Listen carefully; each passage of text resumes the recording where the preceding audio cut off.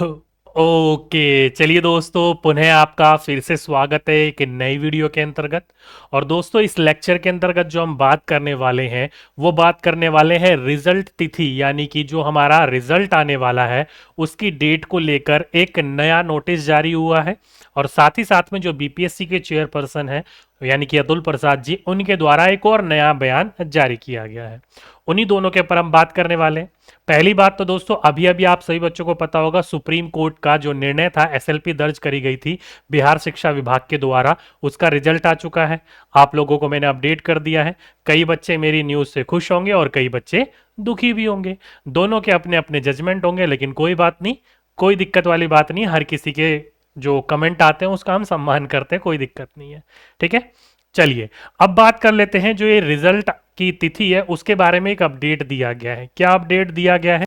तो दोस्तों, अगर आप लोग, मैंने जैसे कि बोलता हूं, अगर गवर्नमेंट की वेबसाइट के ऊपर आप थोड़े बहुत एक्टिव हो तो आपको ये न्यूज़ मिल गई होगी।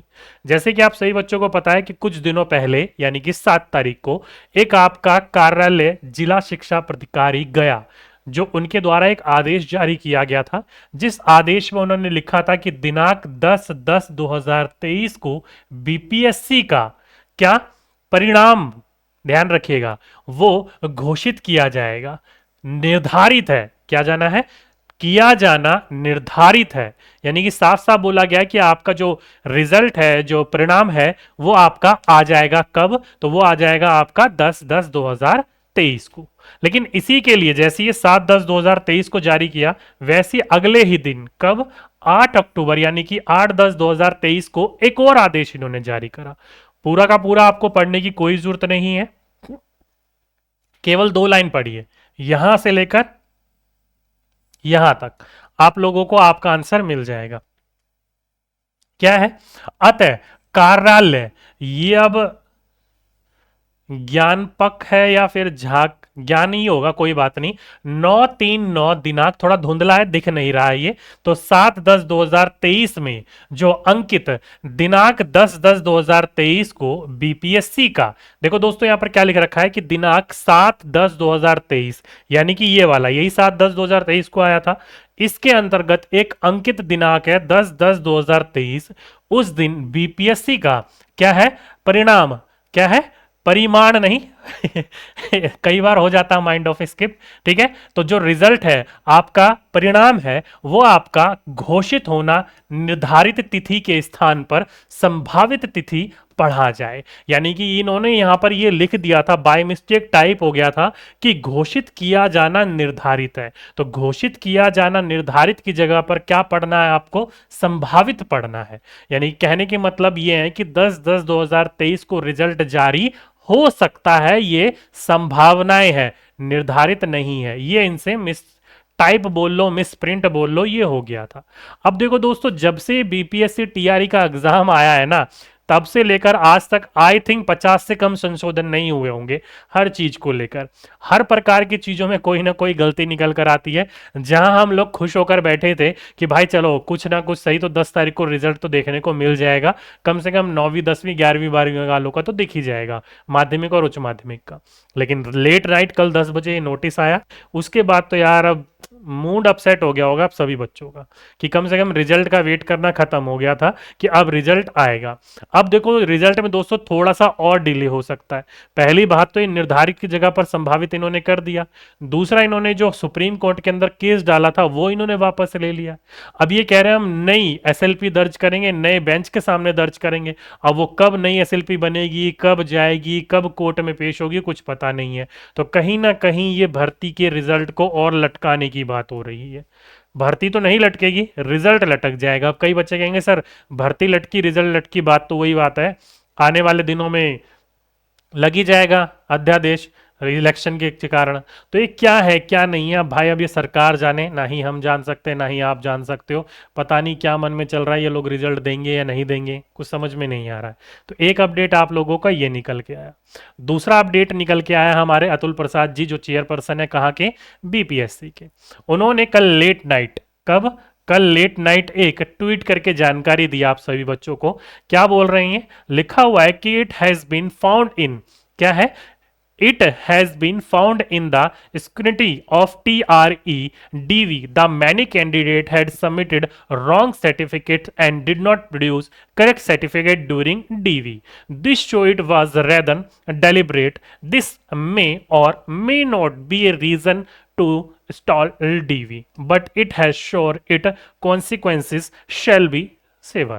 कहने का तात्पर्य क्या है यहाँ पर, कहने का तात्पर्य यहाँ पर ये है दोस्तों, ये कह रहे हैं कि जब TRE का डीवी हो रहा था 9वीं 10वीं 11वीं 12वीं वालों का, तो उस समय कई बच्चों ने, कई कैंडिडेट ने अपना जो अलग अलग प्रकार के सर्टिफिकेट्स थे वो उन्होंने वहां पर रॉन्ग अपलोड कर दिए गए थे, फर्जी अपलोड कर दिए गए थे।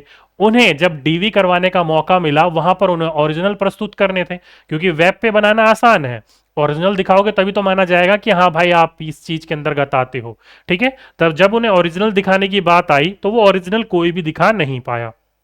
इस वजह से देखा जाए तो यहां पर बहुत बच्चे फर्जीवाड़ा करके फर्जी डॉक्यूमेंट जमा कर रहे हैं।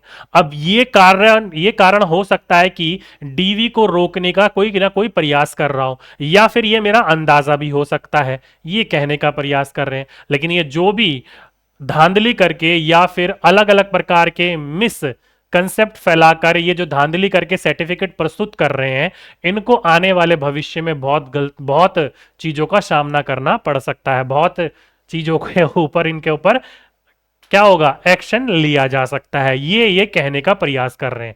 कहने का मतलब यही है कि अगर आप लोगों से कोई भी प्रकार के सर्टिफिकेट आप लोगों ने सबमिटेड किए थे जब आप फॉर्म फिल कर रहे थे, और आप लोगों का जब डीवी होगा तो डीवी दिखाते समय ओरिजिनल जरूर आपको पेश करना है। अगर आप ओरिजिनल पेश करते हो तो आपके सारे डॉक्यूमेंट ओरिजिनल है, नहीं पेश करते हो तो कहीं ना कहीं आप लोग धांधली करने का प्रयास कर रहे हो। अब कई बच्चे यहाँ पर कंफ्यूज हो जाएंगे, परेशान हो जाएंगे, सर मेरे यहाँ पर ये नाम मिसप्रिंट है, ये नाम मिसप्रिंट है, तो वहां पर हम भी धांधली के अंतर्गत आएंगे। नहीं डियर, नेम मिसप्रिंट होना एक अलग बात है, डॉक्यूमेंट ही मिसकंसेप्ट बनाकर उसे एक अलग तरीके से बनाकर प्रस्तुत करना एक अलग बात है। तो नेम वगैरह गलती हो गई है वो कोई दिक्कत नहीं है, एफिडेविट लग के वो ठीक हो जाएगा। लेकिन आप गलत डॉक्यूमेंट, वेब पर डॉक्यूमेंट बनाना कोई बड़ी वाली बात नहीं है, उसे ओरिजिनल बनाना बड़ी मुश्किल वाली बात है। तो इसलिए दोस्तों अगर आप ऐसा कर रहे हो तब आप धांधली के अंतर्गत कहलाओगे। नेम वगैरह में कोई दिक्कत है तो वो धांधली नहीं है, वो अपने आप ठीक हो जाएगा। ठीक है, बाद में जब आप एफिडेविट लगाओगे। ठीक, तो ये दो इंपॉर्टेंट आपके अपडेट निकल कर आते हैं। अगर कोई भी ऐसा बच्चा कर रहा है तो कृपया करके ना करें भाई, भविष्य का सवाल है। अगर इस बार नहीं हुआ तो अगली बार कर लीजिएगा। अगर यहां पर फंस गए तो 5 साल की सीधा सीधा जेल हो जाएगी, दिक्कत हो जाएगी आप सभी बच्चों को।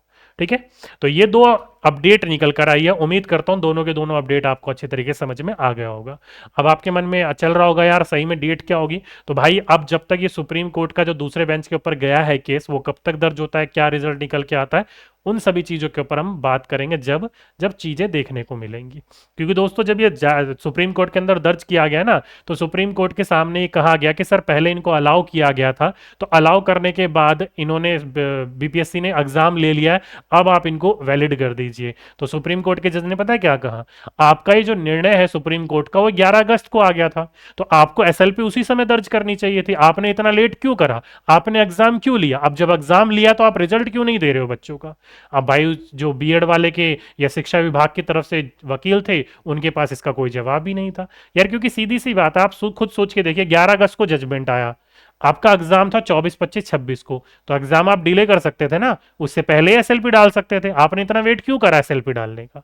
सुप्रीम कोर्ट का जज का पॉइंट बिल्कुल टू द पॉइंट था, वकील के पास कोई जवाब नहीं रहा, उन्होंने केस को विड्रॉ कर लिया वहां से। अब आगे देखते हैं क्या होता है क्या नहीं होता है।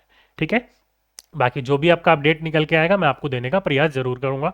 तो आज के लिए अभी के लिए बस इतना ही, आपसे फिर मुलाकात होगी एक नेक्स्ट वीडियो में, जब तक के लिए सभी बच्चों को धन्यवाद।